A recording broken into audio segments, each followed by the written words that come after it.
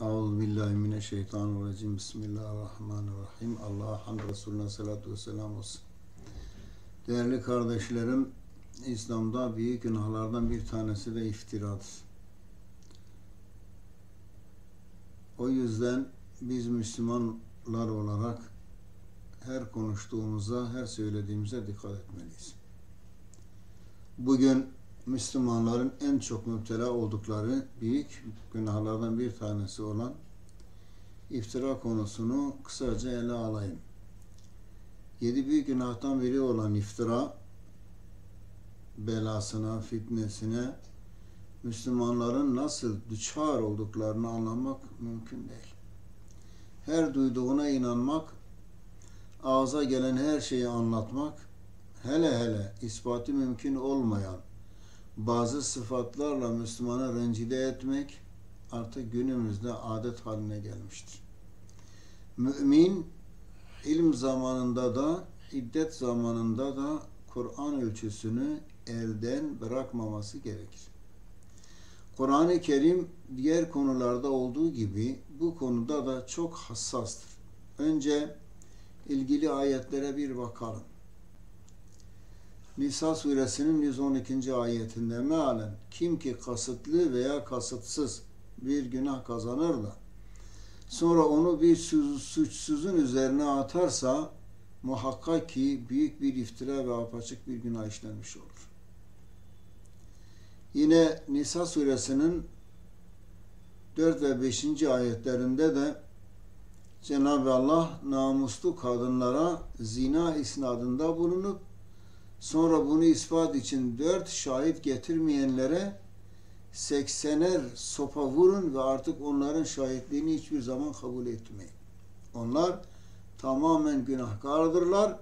Meğer ki bundan sonra tevbe edip ıslah olsalar şüphesiz ki Allah gafurdur, rahimdir. Bunu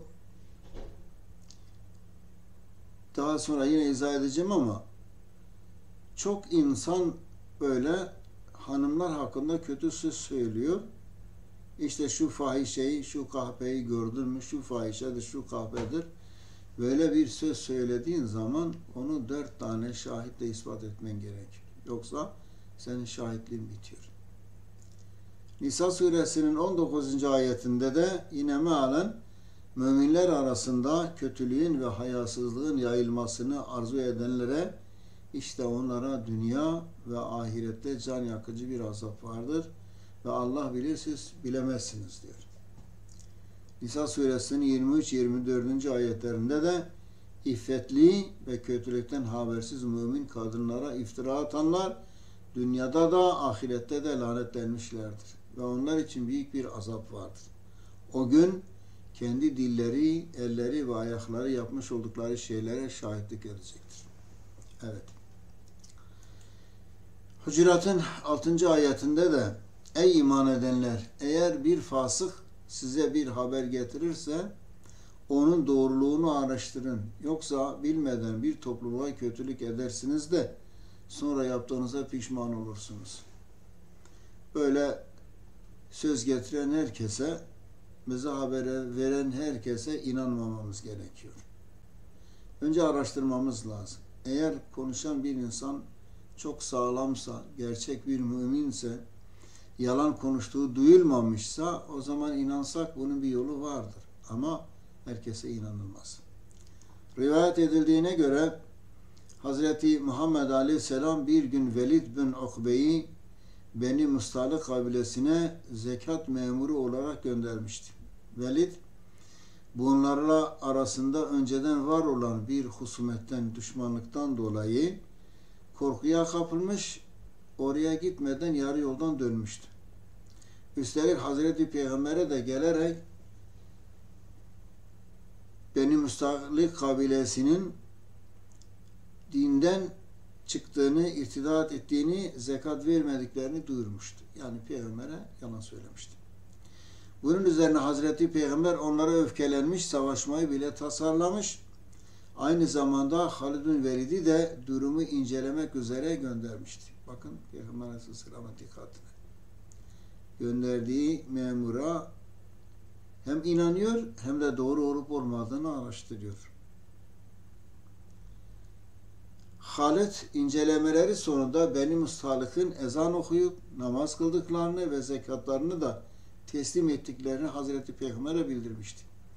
Ayetin nüzul sebebinin bu olduğu değişik rivayetlerde yer almıştır. Kim olursa olsun bir söz söylediği zaman onu biraz araştırmak gerekiyor. Doğru olup olmadığını araştırmadan, kesin doğruluğuna inanmadan o sözü yaymak bazen insanı günaha götürür.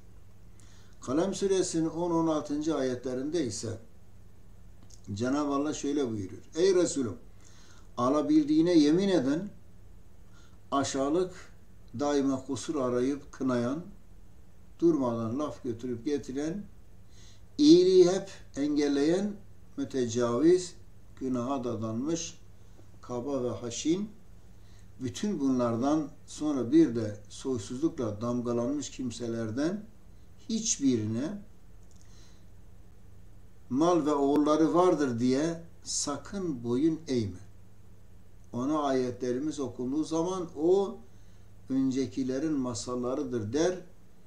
Biz yakında onun burnuna damga vuracağız. Kibir ve rezil edeceğiz anlamında. Burada da karşıdaki insanın şerefi, makamı, mevkisi, ekonomik durumu ne olursa olsun bir şey söylediği zaman hemen ona inanıp boyun eğmemek gerekir. Günümüzde güçlüler ne diyorsa onlara evet diyorlar, haklıdır diyorlar, destek veriyorlar. Zayıflar doğru da olsa onu destekleyen insanlarımız çoktur. Bak burada Cenab-ı Allah durumu ne olursa olsun eğer yaptığı İslam'a uygun değilse ona boyun eğmeyeceksin. Hümeze suresinin 1. ayetinde de وَاَيْلٍ لِكُلِّ هُمَزَةٍ لُمَزَةٍ arkadan çekiştirmeyi yüze karşı eğlenmeye adet edinen herkesin vay haline diyor. Ayetler gayet açıktır. Öyle açıktır ki izah etmeye bile lüzum yoktur. Müslümanın diline gayet sahip çıkması ve onu sadece hayırda sarf etmesi, eğer hayrı konuşacak durumda değilse bile susması, sukut etmesi lazımdır. Peygamber Efendimiz Aleyhisselatü Vesselam bu konuda şöyle buyurmaktadır.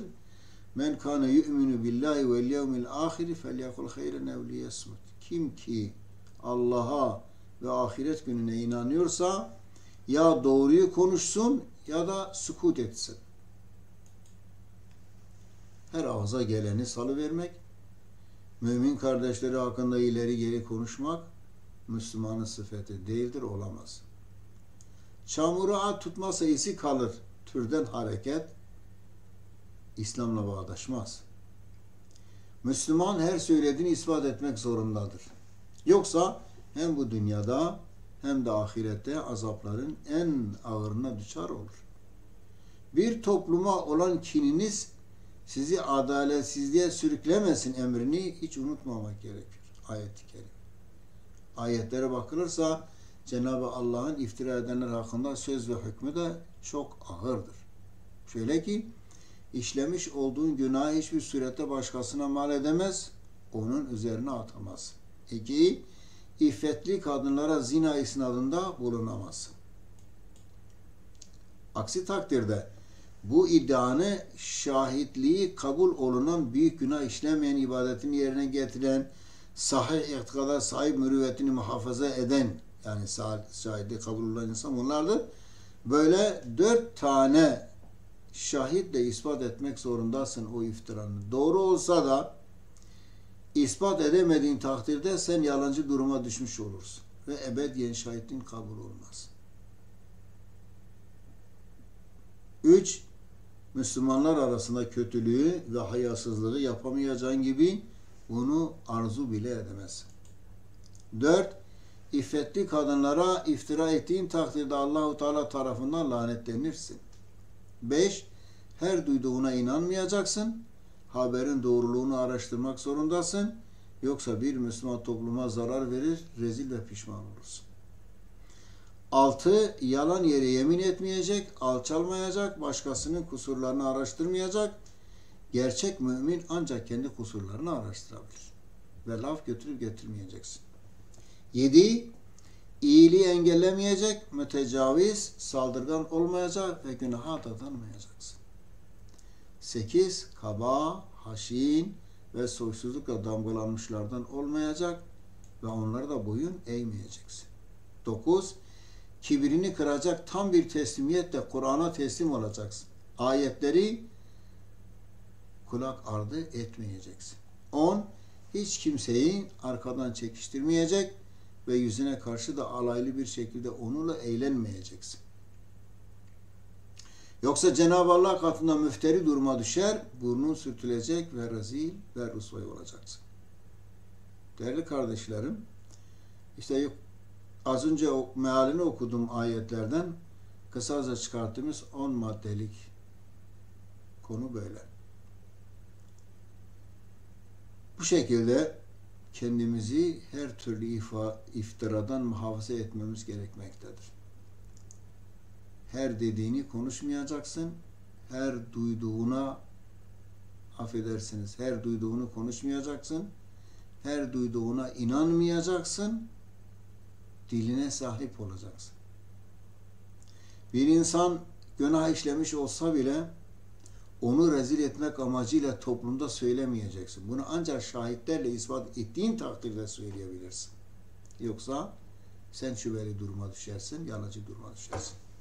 Cenab-ı Allah cümlemizi elini, dilini, belini günahlardan sakınan, Kur'an çizgisinde Hz. Muhammed Aleyhisselam rehberliğinde yürüyen kullarından eylesin. Allah'a emanet olun.